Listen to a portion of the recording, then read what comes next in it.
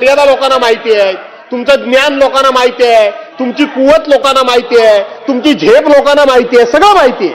काय नवीन नाही त्याच्यामध्ये, सगळं माहिती आहे आम्हाला. सरकार संवेदनशील पद्धतीने चर्चेला उत्तर देत असताना सरकार बेताल आहे, उद्दाम आहे, अशा 2 मिनिटं अशा प्रकारची असंसदीय भाषा. जाधव साहेब चालू करा आपण.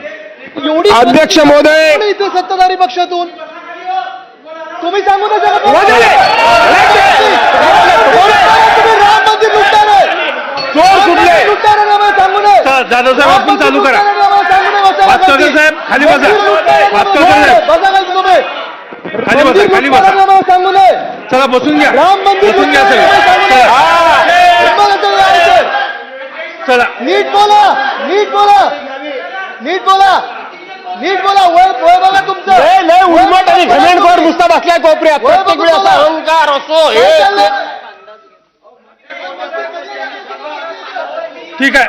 भातकर साहेब आपण बसा. जाधव साहेब आपण चालू करा.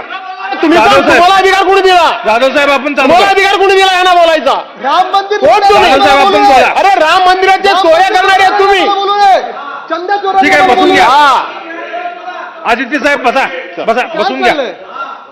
आणि म्हणून अध्यक्ष महोदय, ठीक आहे, ठीक आहे, ठीक आहे. काल बघितलं मी पालनकर संसदेपर्यंत. यांचं बोलणं अहंकारी आणि सगळं काय सर्वज्ञ मी आहे वगैरे अनेक वेळा मी बघितलं ह्या माणसाचं. खरं सांगायला गेलं तर मी म्हणजे सर्वज्ञ. पण आपल्याला तुमच्या मर्यादा लोकांना माहिती आहे, तुमचं ज्ञान लोकांना माहिती आहे, तुमची कुवत लोकांना माहिती आहे, तुमची झेप लोकांना माहिती आहे, सगळं माहिती आहे. काय नवीन नाही त्याच्यामध्ये, सगळं माहिती आहे आम्हाला.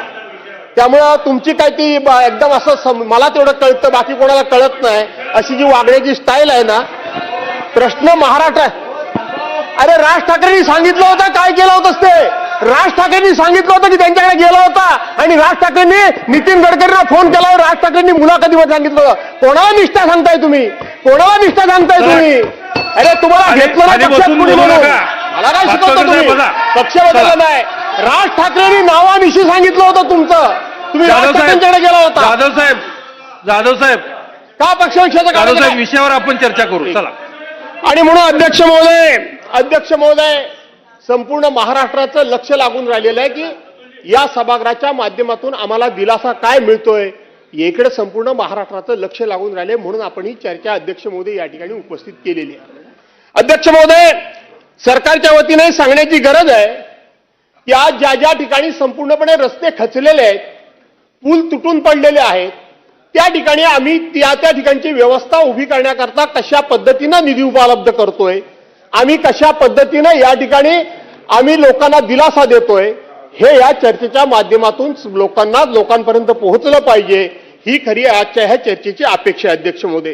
अध्यक्ष महोदय, आपण बघितलं त्या मानखुर्दमध्ये बिल्डिंग कोसळली आणि त्या बिल्डिंग खाली 6 माणसं अध्यक्ष महोदय दुर्दैवानं मृत पावलेली आहे.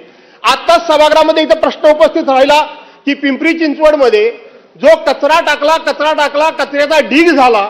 त्या कचऱ्याचा ढीग एवढा मोठा प्रचंड झाला की बाजूला रहिवासी बिल्डिंग होती. अध्यक्ष महोदय, तो कचऱ्याचा ढीग त्या रहिवासी बिल्डिंगवर कोसळला. 6 लोकांचे त्या ठिकाणी मृतदेह सापडलेत. खरं किती खोटं किती माहित नाही, पण ते अजून 23 लोक त्या ढिगाऱ्याखाली गाडली गेल्याची भीती त्या ठिकाणचे ग्रामस्थ 23 लोक गाडल्याची अध्यक्ष महोदय भीती हे तिथले ग्रामस्थ व्यक्त करतायत. आणि म्हणून तिथली वस्तुस्थिती खरी काय आहे ती सुद्धा या ठिकाणी सभागृहाच्या माध्यमातून महाराष्ट्राला भुजबळ साहेब कळली पाहिजे. ही आपली अनेक वर्षांची प्रथा आहे.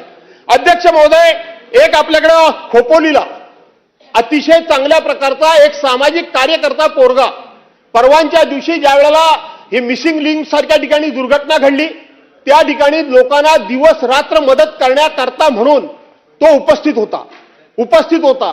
त्या दिवशी तो टँकर रस्त्यावर पडला आणि 16 तास रस्त्यावर पुणे मुंबई हायवेवर ज्यावेळेला वाहतूक थांबली होती, ती वाहतूक मोकळी करण्याकरता म्हणून एक तरुण दिवस रात्र त्या ठिकाणी राबत होता.